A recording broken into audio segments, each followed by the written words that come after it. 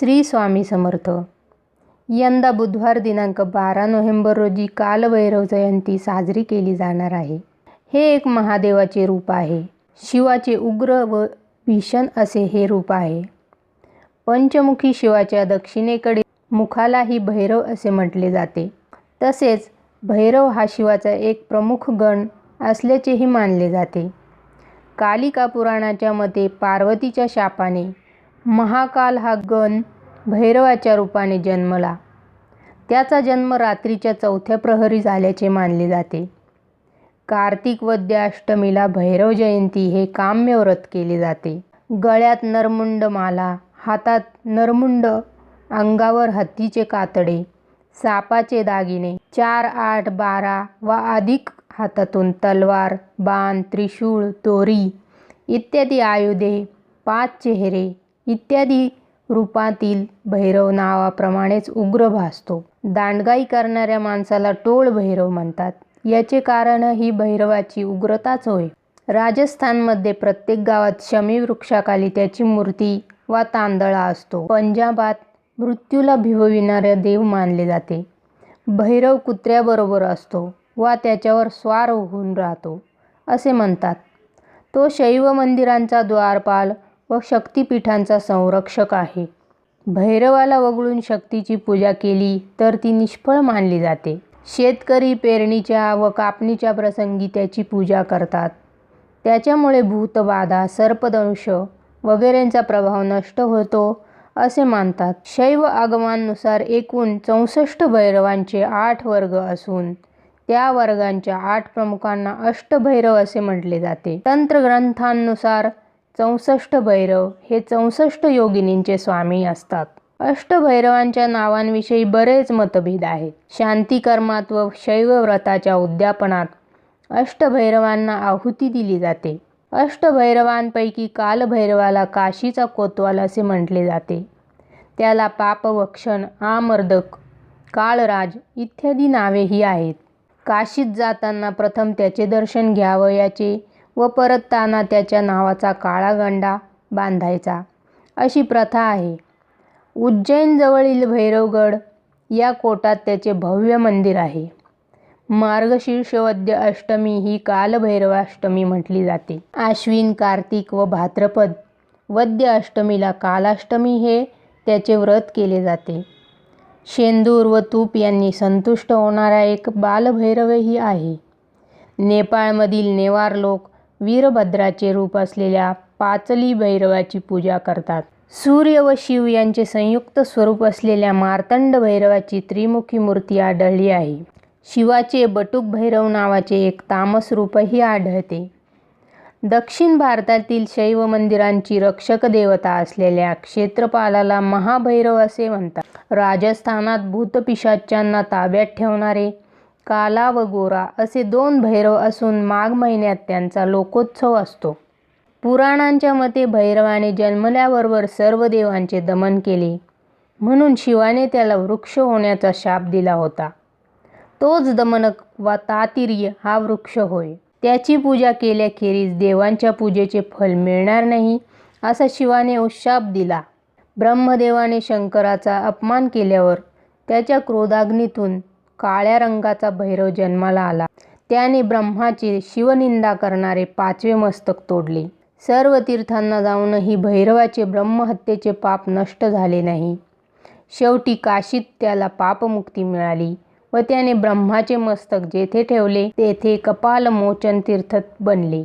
भीषण गोष्टींना भिवविणारा या अर्थाने विष्णू व शंकर यांना भैरव तर्जक म्हटले जाते. कालिका पुराणानुसार वाराणसीचा राजा व खांडवनाचा निर्माता विजय हा भैरवाचा वंशज होता.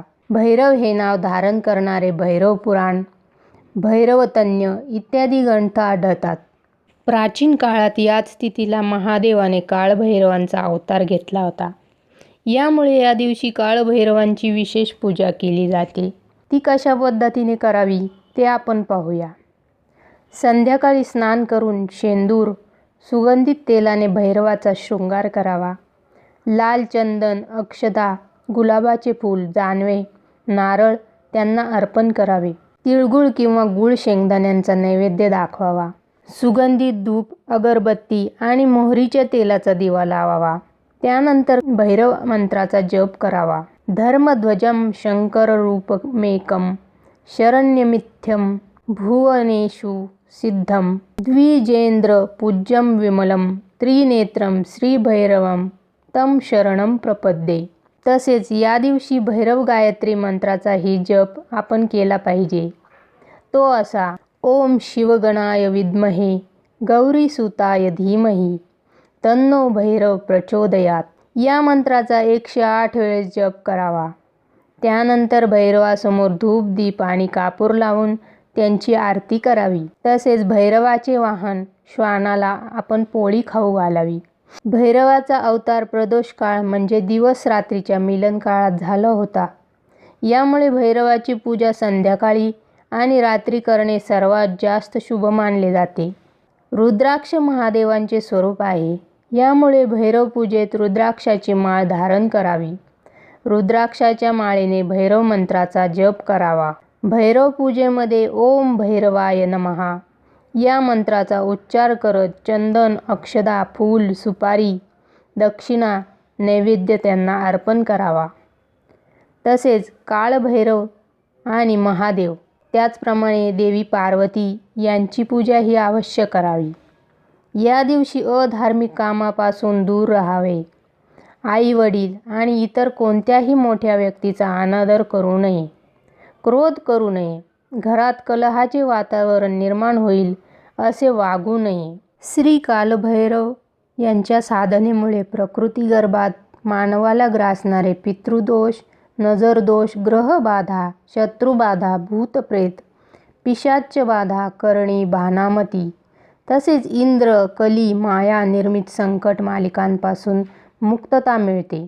मायेची तोड फक्त श्री कालभैरवच करू शकतात. ते महारुद्र असल्याने आदिपुरुष आहेत. त्यांची कठोर साधना साधकाला सर्व दैत्य पिशाच्य शक्तींवर एकहुकमी सत्ता मिळवून देतात. परंतु दासाची पात्रताही तशीच असावी लागते. हे दैवत विधिलिखितही अडवतं. श्री काळभैरव शैतानी शक्तींना नाचविणारे एकमेव ज्वलंत दैवत आहेत. त्यांच्या निर्व्याज साधनेने गमावलेला आत्मविश्वास पुन्हा प्राप्त होतो. मनात भय राहत नाही. आंतरिक विचारात बळ येते. जीवनाचा दृष्टिकोन विशाल होतो. कठीण कार्य सहज पूर्ण होतात. आपल्या जीवनावर आपले वर्चस्व निर्माण होते. श्री काळभैरव तत्व सद्गुरूअधीन असल्याने सद्गुरू यौगिक सूक्ष्म हस्तपादुका माळेने दशभैरवांची जपसाधना केल्यास सर्व लक्ष्मींची प्राप्ती होते. पण श्री काळभैरवांच्या लेखी चुकीला माफी नाही. श्री काळभैरव यांनी मृत्यू, देवराज इंद्र, ब्रह्मदेव, नृसिंहदेव आणि भगवान विष्णू यांचा गर्वहरण केला होता.